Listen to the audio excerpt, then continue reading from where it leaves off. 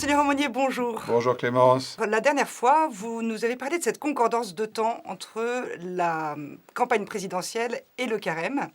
Et aujourd'hui, vous aviez envie d'insister sur des points qui vous paraissent absolument cruciaux pour l'avenir de notre pays. Il y a d'abord un point qui me paraît important, c'est notre façon de nous parler les uns aux autres, entre chrétiens, mais avec aussi nos contemporains, nos voisins, de la chose politique.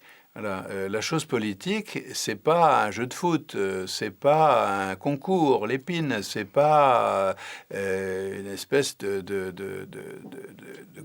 corrida. Voilà. C'est le choix du chef de l'État. Alors je crois que là, on est un peu tenté en ce moment, d'après ce que j'entends. Mais dans une basse-cour, un peu. Oui, si c'est ça, c'est un peu le café du commerce où c'est à travers les réseaux sociaux, ah tu sais ci, tu sais ça, et on se refile un petit peu tout ce qu'on a appris sur un tel et un tel, et finalement, sans beaucoup de respect et d'attention à ce qui est juste et à ce qui est vrai. Alors, Voilà. comment est-ce qu'on valorise ou qu'on revalorise ce discours ambiant, ces messages qui passent en permanence? Je crois que chaque candidat présente son programme, l'a présenté. Alors, il peut l'avoir présenté par bribes, il peut l'avoir présenté en entier, on n'a pas tout lu, mais en tout cas, on peut au moins être attentif à un certain nombre de choses. Par exemple, quelle est la place de l'État par rapport à l'ensemble de la société? Comment l'État se met au service de la société, non pas pour faire tout à la place de tout le monde, mais comment il permet à tout le monde d'agir, vous voyez? Ceci, c'est vrai au plan économique, au plan éducatif, au plan de la santé, à beaucoup d'autres sujets. C'est une première chose. Ensuite, lire le programme, c'est aussi voir comment, dans chaque programme, se trouvent déclinés des sujets majeurs et ce qui est dit sur les sujets majeurs. Alors, les sujets majeurs, par exemple, oui, et puis aussi nous dire, on a quand même, quel est le budget?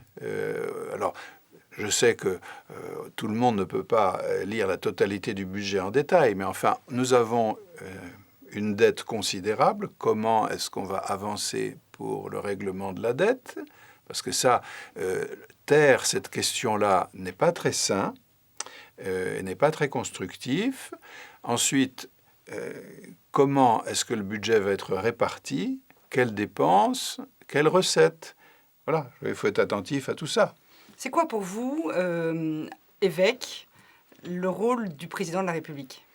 Mais c'est le service du bien de tous. Ça n'est pas une représentation fictive, honorifique. C'est vraiment ce qui est recouvert derrière l'expression homme d'État ou femme d'État. C'est quelqu'un qui est dédié au bien public. Voilà. Alors, ce quelqu'un ne travaille pas tout seul, c'est pas toujours évident de comprendre comment s'organise la vie politique. Mais ce qui est très compliqué, forcément, pour le chef de l'État, mais très nécessaire, c'est qu'il ait une grande liberté d'esprit, qu'il ait une fermeté dans le propos et dans l'action, parce qu'il est forcément l'objet de pression de la part de groupes, de lobbies, et s'il ne tient pas la position qui est la sienne, à ce moment-là, le bateau ne va nulle part. Donc ça, c'est très difficile d'être chef d'État, et surtout pour une situation qui est complexe, mais qui est tendue au plan économique. Alors, Monseigneur, est-ce que je peux dire que lire les programmes, ça serait un effort de carême?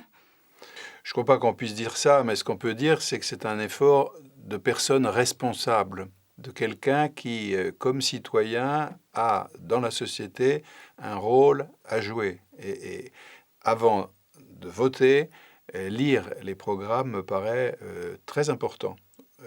Alors sinon lire tout le programme, du moins les grandes arêtes, les grandes décisions. Voilà. Et ça, je crois que c'est une chose que chacun peut et doit faire et s'encourager à le faire si on veut que le vote soit un vote éclairé par la raison. Merci beaucoup, Monseigneur.